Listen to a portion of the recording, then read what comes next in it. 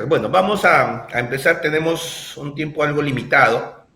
Se me ha pedido que podamos disertar sobre una introducción a los regímenes políticos y eso es lo que vamos a tratar de hacer. Por lo tanto, al ser una sesión introductoria, vamos a abordar aspectos bastante generales, ¿no? Lo primero es que definir de qué se trata un régimen político. En términos sencillos, ¿no? Nada sofisticados, digamos, un régimen político consiste básicamente en un conjunto de reglas, ¿no? Reglas entendidas como normas, ¿no? Normas, instituciones, pero también normas culturales, sociales, que regulan el funcionamiento del gobierno de un Estado. Por lo tanto, aquí hay que distinguir entre Estado y gobierno, ¿no?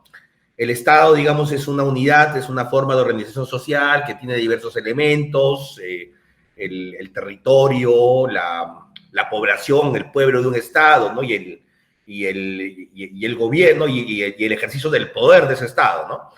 Y ese Estado es gobernado por un grupo de hombres, ¿no? Es administrado, es conducido por un grupo de hombres y es ahí donde precisamente las diversas formas de conducir este Estado van a definir las diversas formas de regímenes políticos. Un régimen político también comprende las prácticas efectivas, o sea, reales, sobre la forma como se ejerce el poder del Estado. Y estamos aquí hablando de situaciones en las que puede haber una discrepancia entre lo que formalmente se regula sobre la forma de ejercicio del poder del Estado y la forma como realmente se ejerce este poder del Estado. Es decir, esta última definición es más amplia inclusive, ¿no? Porque incluso podría comprender sistemas de gobierno, gobiernos que ni siquiera tienen reglas explícitas sobre cómo se ejerce el poder, sino hay un ejercicio, digamos, autoritario que tiene ciertas reglas informales que no están reglamentadas.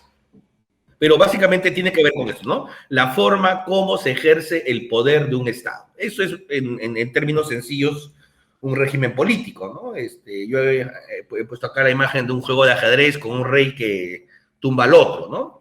Es un ejercicio, implica un ejercicio del poder. Eso simplemente de manera introductoria. Dicho eso, me gustaría hacer una muy breve revisión, digamos, histórica de cómo se ha conceptualizado esto de los regímenes políticos. Y aquí me gustaría remontarme a la que sea a la tipificación más antigua, clásica, que es la planteada por Aristóteles, ¿no? Como ustedes deben saber, Aristóteles es uno de los tres grandes filósofos clásicos que hizo su vida en Atenas. Él no era ateniense propiamente dicho, era un meteco, era un extranjero en Atenas, pero hizo su vida, digamos, filosófica básicamente en Atenas, discípulo de Platón, quien a su vez era discípulo de Sócrates, ¿no? Esa es la gran triada de los tres monstruos de la filosofía clásica, ¿no? Y de toda la historia, digamos, ¿no? Aristóteles propone una clasificación, una tipificación de los regímenes políticos que él denomina constituciones, ¿no? Constituciones entendido como formas de gobierno, y él plantea que existen diversos tipos de constituciones, diversos tipos de gobierno que se podrían clasificar, como estamos viendo en la pantalla, con un cuadro de doble entrada. Por un lado, definir a las formas de gobierno según el número de los que ejercen el mando de un Estado. Entonces, en ese sentido, puede haber gobiernos donde el que manda es uno. Luego, gobiernos donde los que mandan, los que deciden son un pequeño grupo, ¿no? Son varios. Y los gobiernos donde mandan todos, ¿no? Todos los ciudadanos. A su vez, otra forma de clasificar a los gobiernos, y esta es la que me parece particularmente interesante, que ciertamente es un planteamiento desde la filosofía política, pero que debería ser muy atendida, es clasificar en buenas formas de gobierno y malas formas de gobierno. Obviamente aquí ya Aristóteles está planteando un elemento teleológico del gobierno, o sea, el gobierno no solamente es el ejercicio del poder, sino debe implicar una finalidad, debe ser un buen gobierno, ¿no? Y en tal sentido, con estas consideraciones él va a plantear estas formas de gobierno, ¿no? Dentro de las formas de gobierno, por su número que son buenas, va a estar pues la monarquía, que es el gobierno de uno, ¿no? Que se hace en beneficio de toda la comunidad, de toda la polis, ¿no? De todo el Estado. Y de hecho, etimológicamente, el término monarquía significa gobierno de uno, ¿no? De mono, ¿no? Monotemático, ¿no? Una persona que tiene un solo tema, mononeuronal, ¿no? Eso le puede decir una persona que dices que tiene una sola neurona, ¿no? Mono, uno, y arquía, que tiene que ver con el gobierno de uno. Luego está el gobierno de algunos, ¿no? Es la aristocracia, que es el gobierno de algunos que son los mejores. Se solía hablar en Atenas que era el gobierno de los filósofos. Entendido por filósofos en el contexto ateniense como aquellas personas los más sabios, los que conocen más, los que están más preparados, ¿no? El término filósofo era un término mucho más amplio, ¿no? Modernamente la filosofía, digamos, un filósofo, conocemos muy pocos filósofos, ¿no? No sé, pues de repente los que estudian en la Facultad de Filosofía, y ni eso. Pero básicamente son los que cultivan el conocimiento. Ya luego, con el desarrollo de la ciencia, ¿no? El conocimiento se va diversificando, ¿no? Se va haciendo mucho más especializado. Pero en la época de Aristóteles, digamos, un filósofo es aquel que conoce, aquel que sabe, aquel que se ha formado, aquel que ha estudiado, ¿no? Aquel que hace ejercicio constante de su materia gris, ¿no? Entonces la aristocracia vendría a ser el gobierno de los mejores porque son los que más saben, los que están más preparados. Y finalmente estaría una forma buena de democracia que es la politeia o república, ¿no? Que es el gobierno de todos, entendido todos como el gobierno del conjunto de ciudadanos, ¿no? Ciertamente en la antigüedad no todos eran ciudadanos, ¿no? La ciudadanía estaba restringida a los varones, jefes de familia, que tengan cierta economía que les permitiera cierta independencia. No estaban pues las mujeres, los esclavos, los siervos, ¿no? O los hijos no emancipados de la casa del padre. Entonces, los extranjeros tampoco, los ciudadanos eran un grupo muy reducido. En Atenas, pues, que podría haber sido una ciudad que en sus mejores momentos habría tenido entre 40.000 y 50.000 habitantes, pues de repente poco más del 10% de ellos eran ciudadanos, o sea, eran un número más o menos reducido. Y por eso se hablaba de un gobierno de todos, porque era posible que esos algunos pocos miles se pudieran reunir en la eclesia, que era la Asamblea Universal de los Ciudadanos, a tomar decisiones de gobierno. Y por eso es que en Atenas había una democracia directa, ¿no? Directa en el sentido de que directamente el conjunto de ciudadanos podía tomar decisiones de gobierno. Bueno, todas estas formas de gobierno, la monarquía, gobierno de uno, la aristocracia, gobierno de algunos, los mejores, la politeia, podían degenerarse. De hecho, se degeneraban. Entonces, de hecho, una monarquía, ¿no? Podía convertirse en una tiranía cuando el gobernante, en lugar de gobernar para la comunidad, gobernaba en interés propio. Igual una aristocracia podía devenir en una oligarquía cuando esos sabios, digamos, se corrompían eventualmente y se convertían en un gobierno de los ricos, ¿no? Que utilizaban su poder para enriquecerse, ¿no? En interés propio, ¿no? Y la politeia podía degenerar, digamos, propiamente en una democracia en estricto sentido, sin controles, donde este gobierno de la mayoría o de todos podía terminar deveniendo en un gobierno en realidad de lucha de ricos contra pobres, ¿no? El gobierno de los pobres o el gobierno contra los ricos, ¿no? Y también uno de los riesgos de esta democracia era en el entendimiento de Aristóteles y también de Platón y Sócrates, que desconfiaban de la democracia, que podía ser presa de los demagogos, ¿no? El problema de la democracia es que frecuentemente las decisiones de la mayoría podía estar orientada por los demagogos, aquellos que con bonitas palabras y captando la sensibilidad, el ánimo de la gente, podían, digamos, hacer que se tomen muy malas decisiones, ¿no? Decisiones motivadas solamente por la pasión y no por el uso del buen juicio. Esas son las formas de gobierno. Esta es una forma clásica de clasificar los regímenes políticos, ¿no? Y a esto le podemos llamar constituciones simples, ¿no? O sea, cada una es una forma de gobierno, ¿no? Que no están combinadas. Una nota a pie de página, digamos, lo que yo había anticipado, ¿no? Para en general, para los filósofos clásicos atenienses, no necesariamente contra lo que pudiéramos suponer, la democracia no era probablemente la mejor forma de gobierno. Ellos apostaban más por un gobierno de los mejores, no por una aristocracia, ¿no? De hecho, Platón era mucho más radical, ¿no? Él consideraba que había gente que había nacido para gobernar, ¿no? Los más sabios de por sí debían gobernar, y si un estado era gobernado por los que no eran los que más sabían, pues necesariamente iba a estar en una crisis, ¿no? En una crisis permanente. Bueno, luego de esto, es importante hacer un repasito por Roma, por la República Romana. La República Romana fue un régimen político mucho más complejo que la polis ateniense, mucho más sofisticado en realidad. De hecho, hay un personaje llamado Polibio, un historiador, que tiene una obra llamada Historia de Roma. Este Polibio, por cierto, no es romano, es griego. Este autor Polibio escribe más o menos de qué va la historia, ¿no? Esto se da en el contexto en el cual Roma, en su proceso de expansión, incorpora al Hélade. El Hélade es, ¿no?, lo que vendría a ser Grecia, ¿no?, a las diversas ciudades, estados del mundo griego, las incorpora como parte de su provincia, ¿no?, como una provincia romana.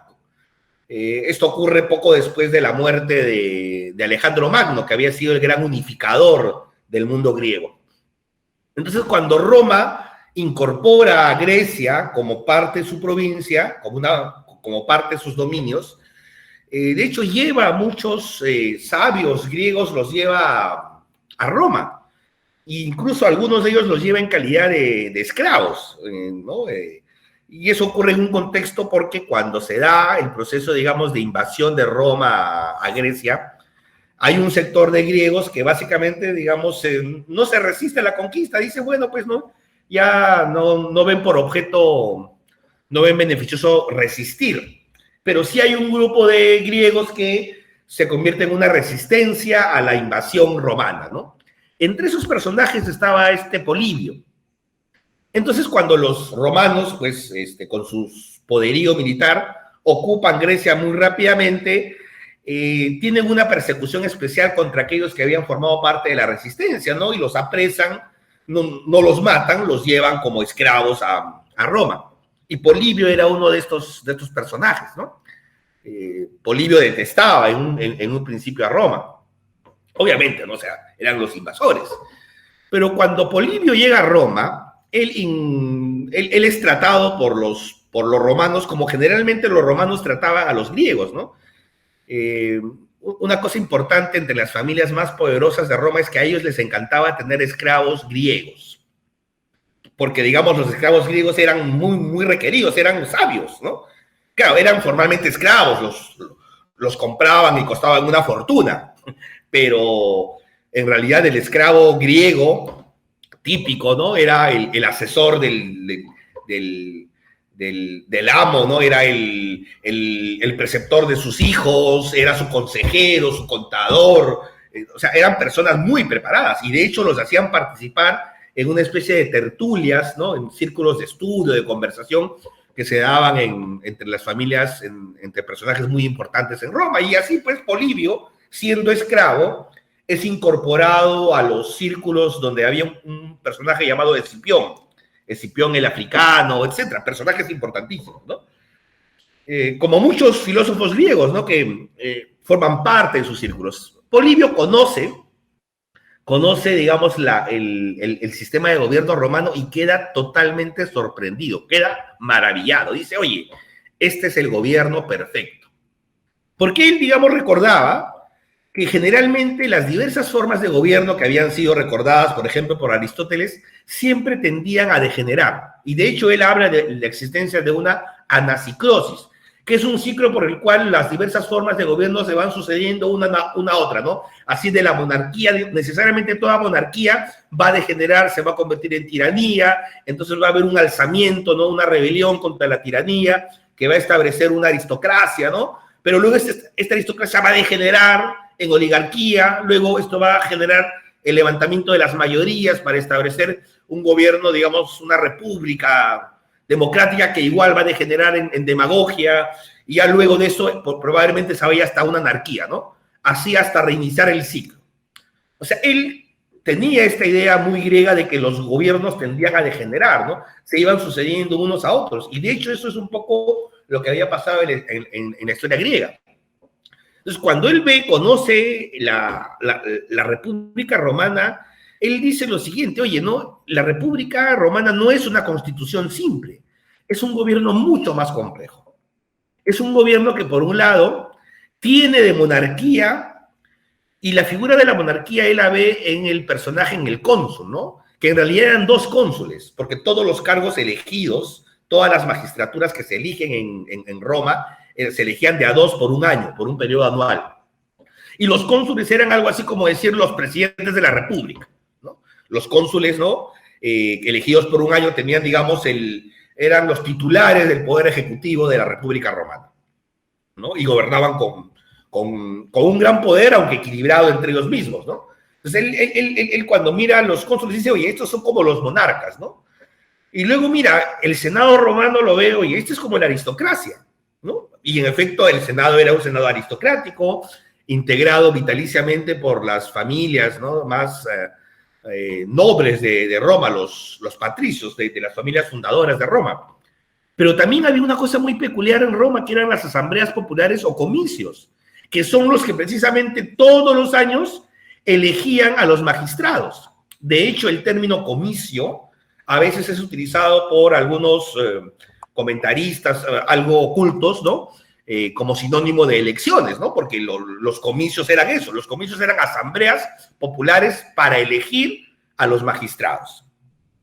Entonces, lo que él ve dice: oye, Roma tiene de monarquía, tiene de aristocracia y tiene de democracia, que subsisten en un equilibrio, ¿no?, que lo ha convertido a su criterio en el gobierno perfecto. Y de hecho, para Polibio, esta institución, más compleja que cualquier institución griega, era lo que explicaba la grandeza de Roma, ¿no?, su poderío. Y en parte es así, ¿no?, porque de hecho hay incluso autores que consideran que el régimen republicano romano no tiene nada que envidiar a cualquier régimen moderno. Es de tal nivel de sofisticación que prácticamente es una forma moderna de constitucionalismo, ¿no? Porque ciertamente también esta República Romana tiene un elemento fundamental. Existe claramente la concepción en la República Romana que el ejercicio del poder debe estar limitado. Y por eso es que ellos crean un conjunto de instituciones. Si bien es cierto, lo primero que se instituye luego de que cae el periodo de la monarquía, y aquí quizás sea bueno referir una breve historia, ¿no? Cuando Roma estaba gobernada por su séptimo rey, Tarquinio el Soberbio, que era de la dinastía etrusca, la mayoría de reyes romanos habían sido, la verdad, buenos, ¿no? Y además Roma tenía una tradición de ser un pueblo libre, un pueblo ¿no?, donde los ciudadanos romanos valoraban muchísimo su libertad. E incluso los reyes romanos de su primera época no eran reyes tiranos, sino eran reyes básicamente, ¿no?, casi elegidos, ¿no?, que tenían el consentimiento del pueblo para ser reyes. Pero el último rey, Tarquinio el Soberbio, resultó ser un déspota, ¿no?, un criminal prácticamente. Incluso hay un hecho en el cual en algún momento un hijo de Tarquinio el Soberbio viola a una mujer, a Lucrecia, si no me equivoco su nombre. Esta mujer Lucrecia se lo cuenta a su familia, a su marido, y luego se suicida, ¿no? Y el rey no hace nada. Entonces el pueblo romano se levanta y lo echa al rey y echa a su familia, ¿no? Y deciden en ese momento nunca más tener un monarca, un gobernante que concentre poder. Y establecen la República Romana, ¿no? Entonces se establece un gobierno, digamos, aristocrático en un principio, pero inmediatamente dicen: no, pues vamos a tener magistrados que sean elegidos por el pueblo. Entonces, del inicio, esta República Romana contempla, ¿no?, un gobierno, digamos, aristocrático en el Senado, pero con participación popular para elegir a los que van a desempeñar cargos electivos, ¿no? Por eso, de alguna manera, se miran estas tres formas, ¿no?, estas tres formas de gobierno según el entendimiento de los griegos. Y eso se plasma en unas famosas siglas que uno puede ver en cualquier lado de Roma: SPQR, No sé si alguien sabe qué significa SPQR. SPQR. ¿No? Son las siglas que más identifican a Roma. ¿Alguien lo sabe por ahí? Más o menos. Senatus Populusque, ¿no? Senatus Populusque Romanum. Es el Senado y el pueblo de Roma. Es decir, esa idea de que el gobierno romano es donde está el Senado, donde está la aristocracia y el pueblo de Roma que gobiernan juntos, ¿no? Ciertamente estamos hablando de una sociedad estamental, de una sociedad donde hay clases sociales muy diferenciadas. Sin embargo, los ciudadanos plebeyos pobres también tenían derecho de participación. Entonces, esa alianza entre la nobleza y el pueblo expresado en las instituciones republicanas romanas es lo que se considera el factor de la fortaleza de Roma. Y un elemento importante también a considerar en Roma es que todas sus instituciones están reguladas por el derecho. Así que los límites al poder, ¿no? Porque la sola existencia de estas diversas instituciones, la existencia de magistraturas que son elegidos de a dos para que nadie concentre tanto poder por un año, elecciones anuales, ¿no? Luego se incorpora un personaje importante que es el tribuno de la plebe, que al principio no existía. Porque al principio, digamos, en efecto, las magistraturas eran elegidas por el pueblo romano, pero el problema es que los elegían solamente entre candidatos nobles.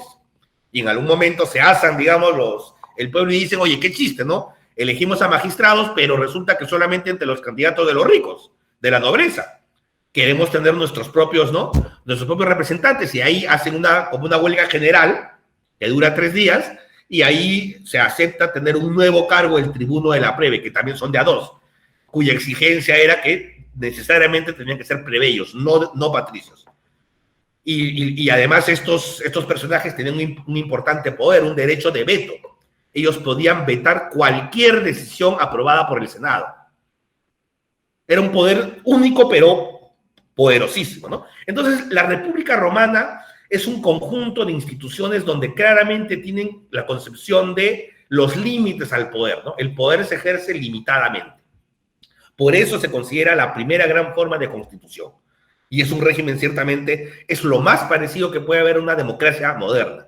Y en algunos aspectos yo diría hasta superior, ¿no? Pero bueno, veamos. Dicho eso, vamos a dar un salto histórico, nos vamos porque miren, en la antigüedad, salvo el caso de Atenas y el caso de la República Romana, el resto de regímenes políticos han sido autoritarios, ¿no? Y a lo largo de la historia, en realidad, lo que han predominado son las autocracias.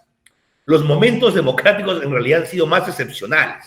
Y, digamos, vamos a dar un gran salto hasta la edad moderna, hasta el siglo XVII inglés, en que a fines del siglo XVII nace el primer gran Estado moderno, democrático, que es la monarquía constitucional inglesa, luego de la Revolución Gloriosa de 1688.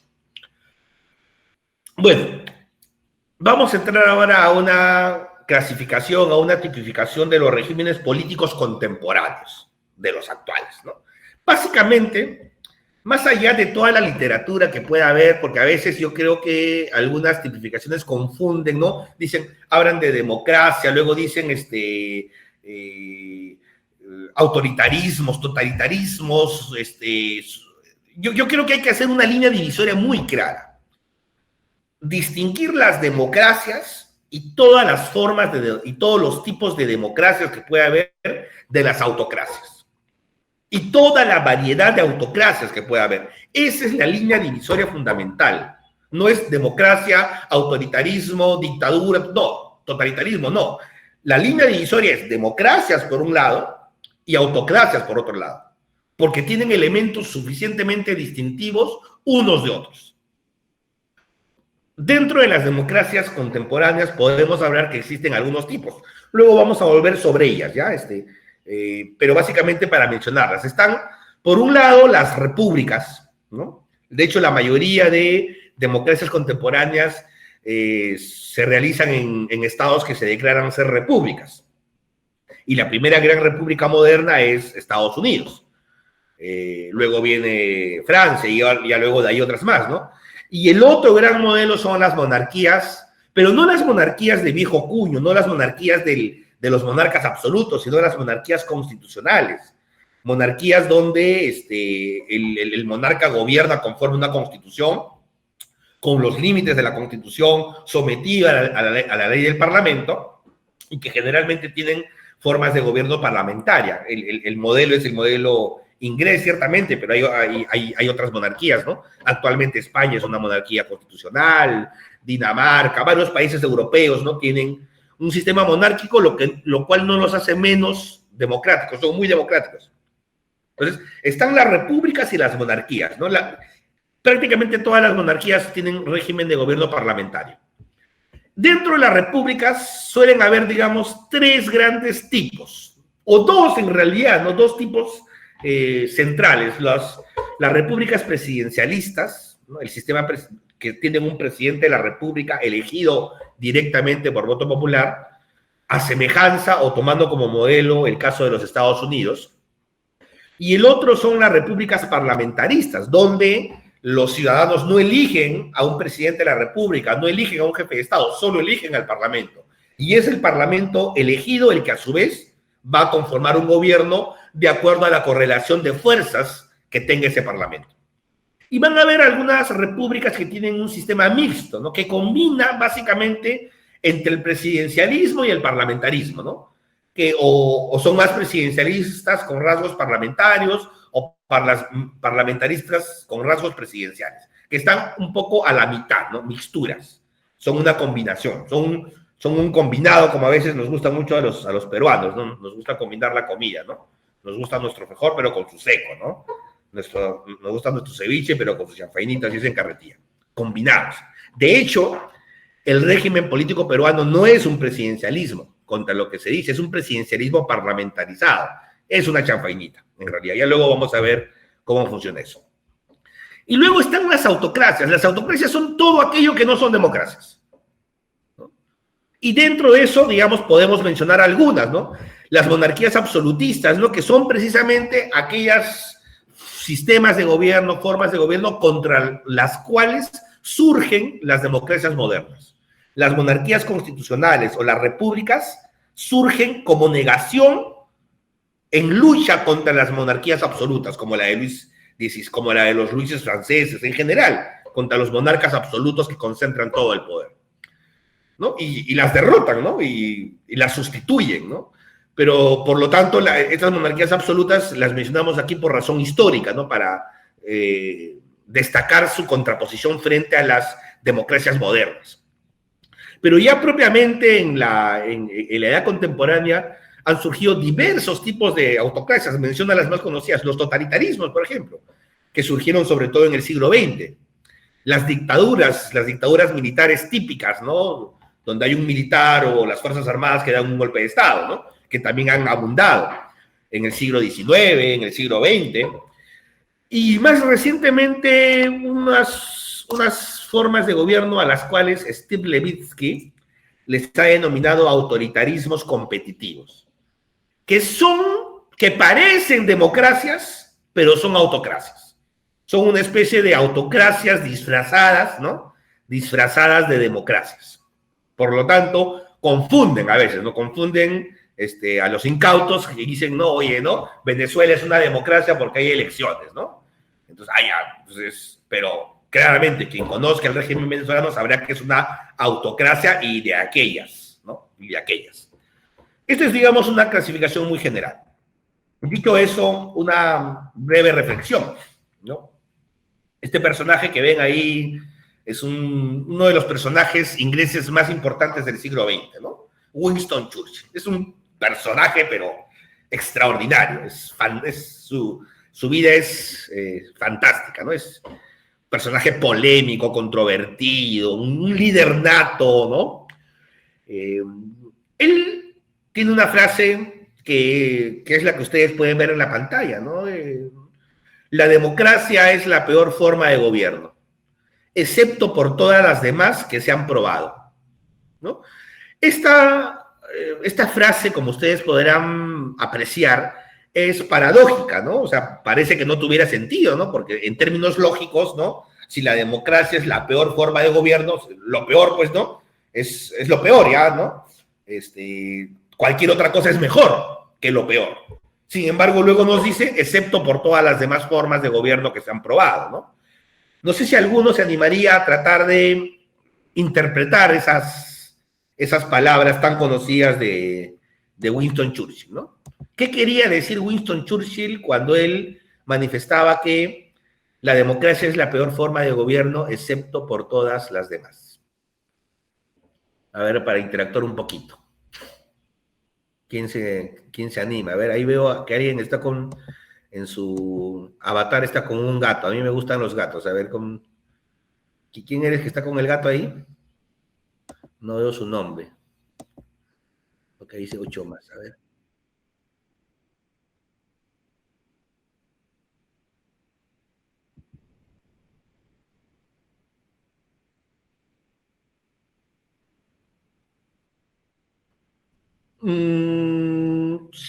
Sí, técnicamente es correcto, pero, o sea, literalmente es correcto. Pero la pregunta es, ¿qué necesidad de plantearlo en esos términos? Porque claramente es una frase paradójica, ¿no? Es un juego de palabras el que está haciendo. ¿Por qué plantearlo así? ¿Por qué no decir simplemente la democracia es la mejor forma de gobierno? O sea, ¿por qué decir la democracia es la peor forma de gobierno, excepto todas las demás, ¿no? ¿Tiene algún sentido este juego de palabras? Ahí está un gato. Walter, por favor. Walter Francisco. Sí, tiene sentido porque de una u otra manera evidencia todos los problemas que trae la democracia, pero que es un sistema que se ha ido formando a través de la historia, ya que todos los demás sistemas han fallado, por así decirlo, o más que haber fallado ya no están vigentes. Por ende, la democracia es lo que queda. Ya, no tiene que ver con que estén o no estén vigentes, porque de hecho existen muchos regímenes malos, no democráticos, que están vigentes, subsisten. O sea, la vigencia tiene que ver con que efectivamente se dan, que no sean buenos es otra cosa, pero sí, Evelyn, a ver tú. Profesor, probablemente que Churchill haya dicho esta frase se debe a un desencanto que él personalmente haya tenido con la democracia, el reconocimiento de que la forma como tal puede ser lógicamente apta para la convivencia entre las personas, sin embargo no es perfecta, hay mucho más que podría hacerse para mejorarla. Sí, miren, en efecto es eso. La intención de Churchill es decir básicamente, ok, la democracia no es perfecta, pues. Así como no hay nada perfecto, nada del humano es perfecto. La democracia es perfecto, es imperfecta, tiene problemas, es verdad. En realidad es una respuesta a los críticos de la democracia. Los críticos los que cuestionan la democracia, bueno, sí, pues tienen razón en parte, pero ¿sabes qué? Con todos sus defectos, es preferible la peor de las democracias a la mejor de las dictaduras, a la mejor de los autoritarismos. Eso es lo que él quiere decir. Porque la democracia se funda en algo fundamental. Y ahí paso a la siguiente. Porque la democracia tiene un conjunto de características que la hacen superior a los regímenes no democráticos. Y básicamente son dos características. Los regímenes democráticos son constitucionales. Y cuando yo digo constitucionales, la palabra constitucional tiene un contenido inmenso e importantísimo. Los regímenes democráticos están sometidos a una constitución. ¿Y cuál es el propósito de toda constitución? Su propósito central, la razón de ser por la que existe una constitución, y esto por favor que les quede muy claro, si hay una esencia de la constitución es que las constituciones básicamente están diseñadas para limitar el ejercicio del poder de los gobernantes. Con una finalidad. ¿Por qué las constituciones limitan el poder de los gobernantes? Porque de esta manera se pretende proteger los derechos fundamentales de los individuos, de los ciudadanos, en el entendido de que cuando en el gobierno de un Estado alguien concentra mucho poder, va a abusar de su poder precisamente contra los individuos de ese Estado. Entonces, ¿cómo evitamos la tiranía? ¿Cómo evitamos ese gobierno contra los individuos, ¿no? Donde un gobernante a su sola voluntad puede decidir quitarle la vida a alguien, quitarle sus propiedades, quitarle su mujer, lo que quiera, ¿sabes? Un ejercicio arbitrario del poder, pues limitando ese poder. Porque además se asume que el poder es un elemento corruptor, el poder corrompe. El poder tiene que ser ejercido con límites. Entonces, un régimen constitucional lo es cuando hay una constitución. Ojo, y no tiene que ser una constitución escrita. Inglaterra, la Gran Bretaña no tiene constitución escrita. Pero a lo largo de siglos en Inglaterra se han construido un conjunto de prácticas, costumbres, que son su constitución y que básicamente limitan el poder de los gobernantes. Entonces, todo régimen democrático necesariamente tiene una constitución que limita el poder. ¿Y cómo se limita? Con una serie de mecanismos, por ejemplo, con el principio de separación de poderes. El poder ejecutivo, o sea, el gobierno del Estado, el poder legislativo, ¿no? La potestad de crear la ley, el poder judicial, la potestad de resolver las controversias entre los individuos, hecho por, ¿no? Tiene que ser ejercida por órganos diferentes. Una asamblea aprueba las leyes. El gobernante no aprueba leyes, gobierna con las leyes que aprobó la asamblea. Los jueces no aprueban leyes ni gobiernan, ellos resuelven controversias con las leyes que aprobó el Parlamento. Entonces, la separación de poderes. Luego vendrá el equilibrio de poderes. No solamente deben estar separados, sino controlarse mutuamente. El principio de el Estado de Derecho. Nadie puede estar al margen o por encima de la ley. Incluso el rey, y ese es uno de los triunfos de Inglaterra, incluso el rey tiene que estar sometido a la ley del Parlamento. Un Parlamento que además se asume que representa al pueblo. Entonces, ¿qué otras limitaciones? Que el poder es temporal. El poder, ¿no?, se tiene que renovar periódicamente a través de elecciones, ¿no? Todos esos límites al poder, ¿para qué? Para que los ciudadanos tengan garantizados sus derechos fundamentales y no sean avasallados. Entonces, las democracias son regímenes constitucionales. Obviamente, parte de esos derechos fundamentales son la libertad. Winston Churchill ciertamente era un amante de la libertad. Entonces, el problema de las autocracias es que contra lo que atenta, primero es contra la libertad de los individuos. Les puede dar algún tipo de bienestar material de repente, como en la Unión Soviética, pero a un costo demasiado alto. Y ese costo demasiado alto es que se convierten en esclavos del Estado, ¿no? Entonces, esto es. Y el otro elemento de todo régimen democrático es que son regímenes competitivos, en el sentido de que el acceso al poder se realiza a través de una competencia electoral, es decir, a través de un sistema electoral entre diversos partidos. Presupone elecciones y presupone un sistema de partidos. Y cuando hablamos de sistema de partidos, hablamos en plural. En una democracia no puede haber un partido. Si hay un solo partido, no es una democracia, pues es un totalitarismo. Tiene que haber competencia entre diversos partidos que expresen diversos intereses y demandas de la sociedad, porque las sociedades también son plurales. Entonces, las democracias son constitucionales y son competitivas. Si no son constitucionales o no son competitivas, pues son regímenes autocráticos. Por eso decimos, en sentido opuesto, las autocracias no son ni constitucionales ni competitivas. ¿Ok? Si ustedes se habrán dado cuenta, cuando yo pongo acá el icono que pongo en autocracias es un ojo, ¿no? Esta idea me ha surgido de la novela 1984 de George Orwell, que precisamente, si no la conocen, recomiendo que la lean o vean alguna de las películas, sobre todo la última, la de 1984, Big Brother, el Gran Hermano, donde describe un totalitarismo, ¿no? O sea, lo criminal, lo aterrador que puede ser un régimen totalitario que han existido y existen. Corea del Norte, por ejemplo, ¿no? O sea, regímenes criminales, ¿no?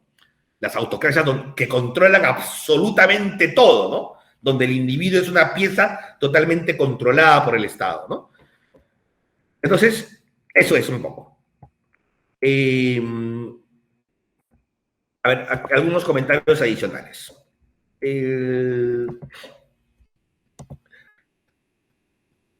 ¿Puede haber un régimen político que tenga constitución y sin embargo sea autocracia?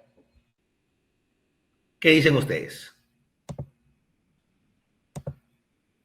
Un régimen político que tenga constitución. La constitución rusa, por ejemplo. La constitución soviética. ¿Y sea una autocracia?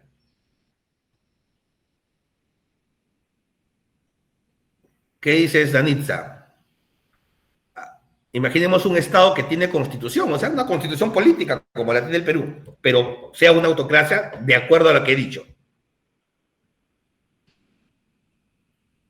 Alguien que se anime a responder, por favor.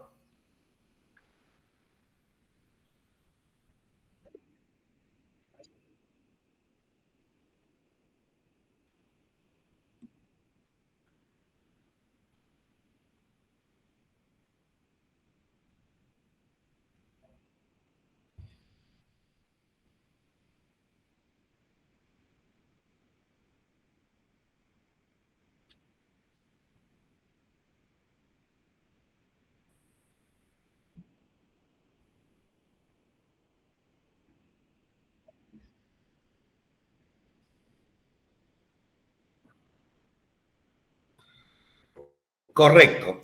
Es así exactamente. Es decir, Cuba también tiene constitución, pues, ¿no?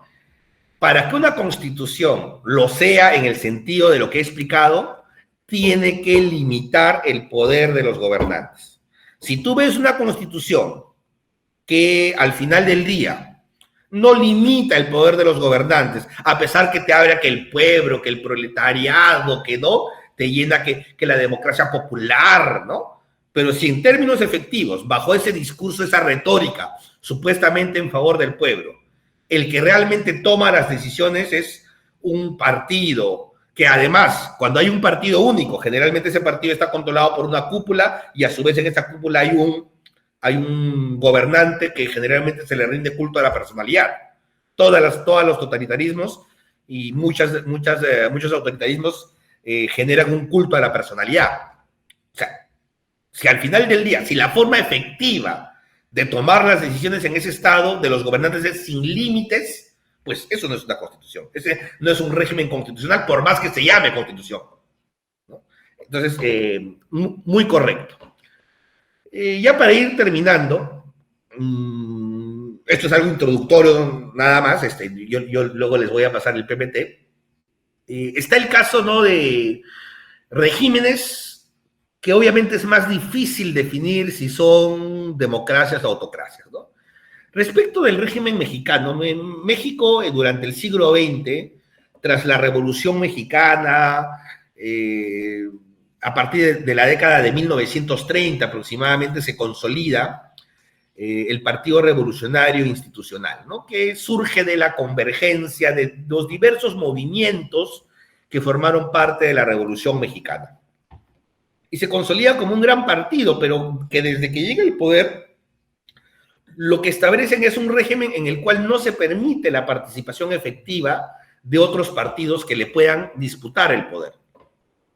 Y se convierte en un partido hegemónico. Y por 70 años en México gobernó un solo partido, el Partido Revolucionario Institucional. Sin embargo, México tenía una peculiaridad. Tenía elecciones como un reloj suizo.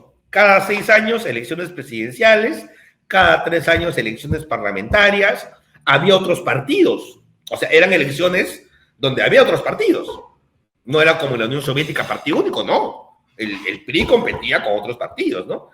El problema es que nunca perdía el PRI, necesariamente siempre ganaba el PRI, no solamente en el gobierno federal. México es una federación, de hecho México es Estados Unidos mexicanos, ¿no? Así que si ustedes se quieren ir a los Estados Unidos, pueden irse a México también y ya habrán cumplido su sueño de ir a Estados Unidos. Los Estados Unidos mexicanos tienen su federación, el presidente de la federación, su parlamento federal, pero también están los gobiernos de los estados, que tienen su gobernador y sus propios parlamentos. Este control del PRI no era solamente a nivel federal, era a nivel de todos y cada uno de los estados, sus parlamentos estatales y sus gobernadores estatales. Y había una práctica en la cual era común que un presidente de México, que además gobernaba por un solo periodo, mira, bien democráticos, no había reelección, pero este presidente de México que gobernaba un periodo, la práctica era que él nominaba, él decía quién le tenía que suceder en el cargo, quién iba a ser el próximo presidente. Entonces, que él decía, oye, tú fulanito vas a ser mi sucesor, era siempre nominado por el PRI como su candidato a la presidencia, ¿no? Entonces ya era presidente, porque el PRI no había manera de perder. Y eso mismo pasaba con los gobernadores, ¿no? O sea, un sistema, ¿no?, muy peculiar donde el PRI ejerció un control total, pero, oye, ¿cómo le llamas dictadura a eso, no? Tenía todos los elementos de una democracia. hasta que antes que aparezca Steve Levitsky, y si Steve Levitsky lo hubiese estudiado en un momento contemporáneo, pues hubiese dicho, es un autoritarismo competitivo. Pero Mario Vargas Llosa, nuestro querido novelista, controvertido, yo sé que algunos no lo quieren tanto, como novelista es extraordinario, sobre todo en su primera etapa. Ya luego, ya más de viejo, ya su calidad literaria ha ido decreciendo un poco a la medida que se ha ido convirtiendo en ultraconservador. Pero en sus mejores momentos, en el año de 1992, me parece, ¿no? O fines de los 80, no recuerdo con precisión la fecha, él en México, en un evento mexicano organizado por Octavio Paz, televisado con personalidades de toda América Latina, de Europa, un evento súper mega de intelectuales, y cuando a él le preguntan sobre cómo él califica el régimen político mexicano, él dice, México es la dictadura perfecta, ¿no? Claro, cuando lo dijo, la cara de Octavio Paz era, oye, ¿para qué te invité, compadre, no? Hasta que me estás haciendo quedar pésimo. Pero Vargas Llosa se mandaba nomás, ¿no? Sí, o sea, y en su casa, ¿no? En México todavía, ¿no? En su pelada cara. Le dijo al PRI, oye, tú eres una dictadura perfecta. Eres una dictadura y eres de las peores, le dicen. Porque pareces democracia. Pareces democracia, tienes de hecho todas las instituciones propias de una democracia, parlamento, tribunales, ¿no? Elecciones, ¿no? Sin embargo, si uno escarba un poquito, eres una dictadura. Entonces eres la dictadura perfecta. Eres una dictadura que ni siquiera se le puede acusar de tal, porque se disfraza de democracia. Y en efecto, ¿no? México había logrado el control total del Estado mexicano, e inclusive los partidos que competían contra el PRI eran auspiciados por el propio PRI. O sea, el PRI había creado su propia competencia, ¿no? Para que, en efecto, algunos escaños en los parlamentos estatales o en el Parlamento Federal sean ocupados, pues, por diputados de estos, ¿no? De estos otros partidos, pero que obviamente estaban ahí básicamente para convalidar de que era una democracia y habían partidos, ¿no? Pero en realidad le hacían la comparsa al PRI. Y esto cambia, empieza a cambiar en los 80, en un largo proceso de transición que duró más de 10 años. La transición democracia mexicana es un tema de estudio bien importante a mi juicio, donde a través de la reforma electoral, de la reforma de los organismos electorales y hacer que sean elecciones realmente transparentes y libres, es que se logra la transición mexicana, ¿no? Porque en México, hasta antes de eso, quien hacía las elecciones era la Secretaría de Gobernación, que es el equivalente peruano al Ministerio del Interior, ¿no? Imagínense, pues, que en el Perú las elecciones las haga el Ministerio del Interior. Obviamente en México nadie confiaba en las... O sea, todo el mundo en México sabía, ¿no? O sea, todo el mundo de antemano sabía que las elecciones eran arregladas, o sea, que no había forma en que el PRI pierda, ¿no? O sea, o que las ganaba por las buenas, o si no, un famoso caso en una elección que se estaba llevando el conteo y de pronto hubo un apagón en el órgano electoral. Y cuando volvió a encenderse la electricidad, los resultados habían cambiado, ¿no? Y así de rochosos eran, ¿no? Así, rochosos totales, ¿no? Pero en México era normal, ¿no? Porque en México, digamos, los jefes electorales decían más o menos así, ¿no? Bueno, ya tenemos los resultados, lo único que falta es que se realice la elección, ¿no? Ya los resultados ya estaban listos, ¿no? Era muy eficiente, miren ustedes, ¿no? En el Perú, pues la OMP se demora, el jurado se demora, ¿no? En México ya en Venezuela de Hugo Chávez también ya se sabían con anticipación los resultados, ¿no? El mejor órgano electoral del mundo. Muy eficiente, muy competente. Bueno, jóvenes, justamente son las 4 de la tarde, me comprometieron hasta esta hora. Concluyo mi exposición. No sé si hubiera alguna u otra pregunta puntual, nos podemos quedar unos minutitos más, pero en lo que a mí concierne, daría por cerrada mi presentación. Le comparto, en un momento, comparto el PPT, ¿ya? Así que no se preocupe. Muchísimas gracias, Magíster Carlomagno. Le pido al público asistente que pueda soltar unas pequeñas palmas ante tan gran exposición. Y bien, sí, ahorita vamos a pasar a las preguntas que se leerán a través del orden de recepción. Pueden enviarlas a través del chat o pueden levantar la mano para poder hablar.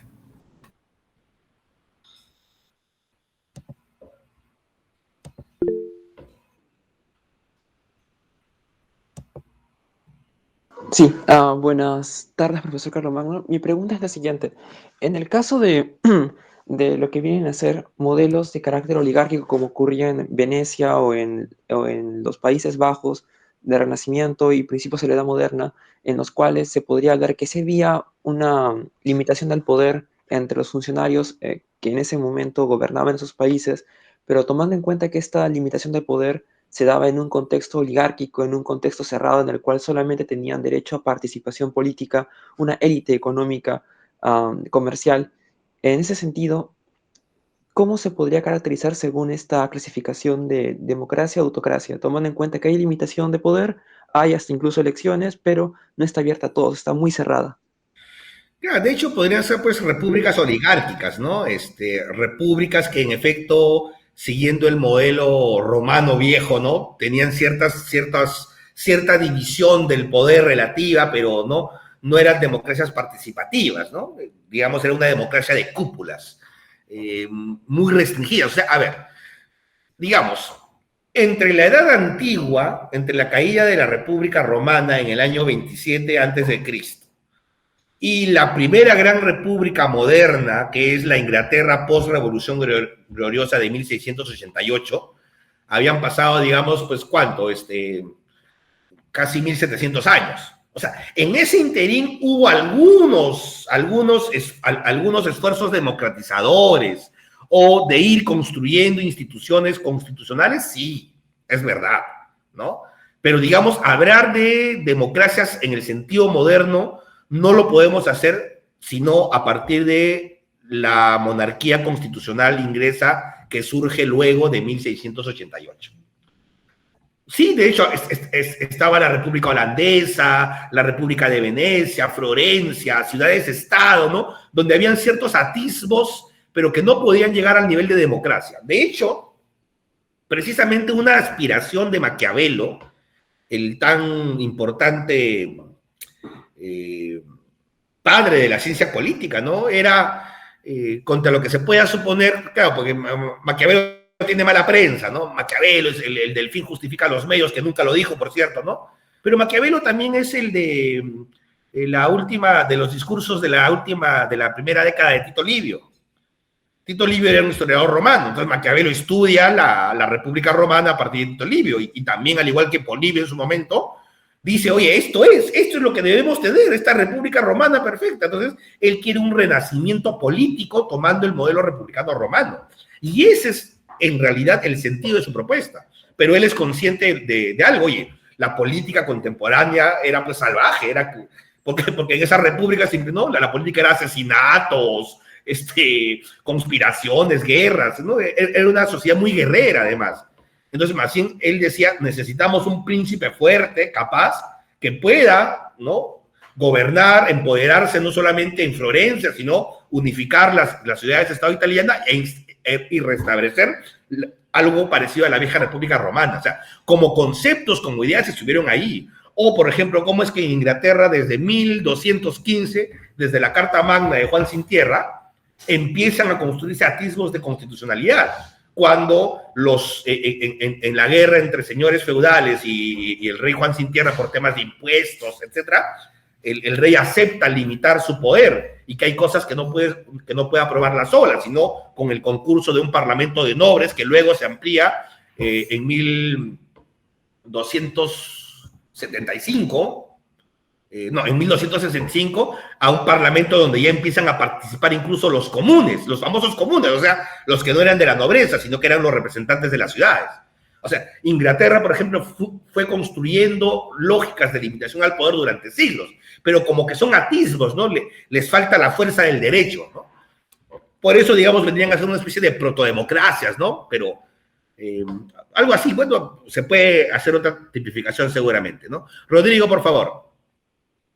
Sí, profesor, buenas tardes. Saludar, bueno, su exposición me pareció bastante interesante y bueno, me dejó una duda. Creo que el análisis politológico siempre para ver la cuestión de democracia se compara, por ejemplo, con el desarrollo teórico o el desarrollo real, ¿no? De, por ejemplo, la democracia romana y griega, como usted mencionó. Pero digamos, para el análisis de las autocracias modernas, digamos, ¿qué formación, qué experiencia siempre se utiliza tal vez para analizarlo históricamente, ¿no? Porque, por ejemplo, Yo he leído algunas comparaciones, por ejemplo, de las autocracias asiáticas con, bueno, alguna comparación moderna, ¿no? De los regímenes que estaban desarrollándose, ¿no? Creo que también era un debate en los 60, 70, pues, ¿no? Ver la relación entre una autocracia asiática y las ciertas formas que existía aún en Asia de dictaduras y demás, ¿no? Eso. Sí, mira, ciertamente mi presentación tiene, no sé si un sesgo, pero tiene, obviamente, estamos mirando Occidente, ¿no? Estamos mirando básicamente la historia de Occidente y las áreas de influencia de Occidente. Entonces, no me he ocupado, digamos, de los regímenes más asiáticos, pero por regla general, digamos, la constante en la historia es que la democracia más bien ha sido algo excepcional, ¿no? O sea, más allá de las diversas formas, o sea, hay los sultanatos o diversas, o sea, hay muchísimos regímenes que han surgido en el mundo, pero que al no haber tenido el elemento de limitar el poder y no tener el elemento de la competitividad, pues simplemente entran dentro de ese gran saco de ser autocracias, ¿no? Yo solamente he puesto algunas que son entre las más conocidas en los últimos tiempos en Occidente, ¿no? O sea, ahora que Occidente además ha expandido su influencia en todo el mundo, o sea, gran parte de la cultura mundial es occidental, incluyendo la democracia, ¿no? De hecho, los países de fuera de la esfera occidental, como los países de Oriente, han copiando la democracia desde la mirada occidental, Japón, ¿no? Entonces, sí, ciertamente ahí no me he detenido en lo que es más cercano a nosotros, ¿no? Los totalitarismos, pues evidentemente, su impacto ha sido mundial, las dictaduras militares muy típicas entre nosotros, pero eso mismo ha ocurrido en África, o sea, seguramente estudiando con más detalles se podrán encontrar matices, peculiaridades, ¿no? Propias de una región del mundo, pero en términos gruesos lo que me interesaba es que quede ¿no? Esta gran distinción, ¿no? De dividir regímenes democráticos, constitucionales y competitivos versus regímenes no democráticos, autocráticos, que ni son constitucionales ni son competitivos, ¿no? Ese era más el propósito, ¿no? Más ir a lo general que ver tantos casos en particular, ¿no? Eso sería, Rodrigo. Ok, entonces, si no hubiera ninguna otra... Todas las preguntas. Sí, serían todas las preguntas, magíster. Muchas gracias. Ok, bueno, entonces muchas gracias por la confianza reiterada de parte de ustedes y más bien ya yo también los tengo que dejar, que tengo que partir a otra actividad acá. Muchas gracias por los aplausos virtuales. Simpáticos. Con esto concluimos nuestra sesión de hoy. Agradecemos al magíster Carlomagno por su valiosa presentación y esperamos que todos hayan tenido una experiencia enriquecedora. Esto sería hasta la próxima. Muchas gracias.